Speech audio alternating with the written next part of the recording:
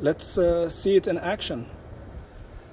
I have it currently set at 25 or 26, so I have a different gauge so we can calibrate or see if it's an accurate pump. All right, let's try it out.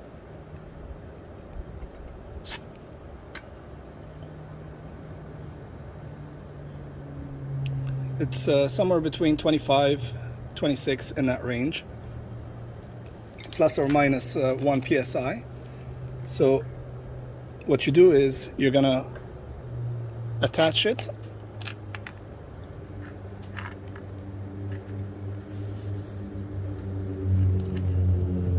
Once you attach it, you turn it on, you press and hold.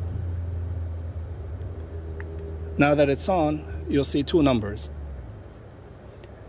You'll see the top number is what the current pressure is, and the bottom number is what we want to pump it to. So I'm going to turn it on. We're going to take it up from 25 psi to 31 real time, and let's see how long it takes and if it does the job. So all you got to do is just press.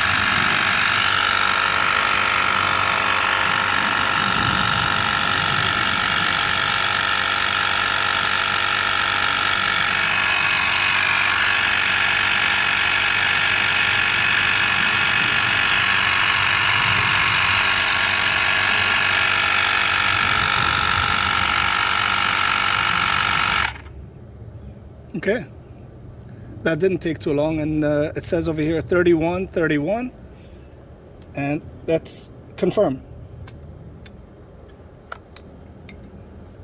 This one was initially at 25 or 26, 0.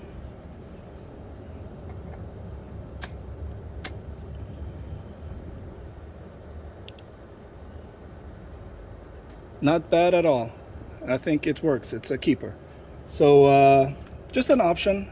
By the way, it comes with this useless little thing, okay, to attach it. Very difficult. It's a pain to get it on.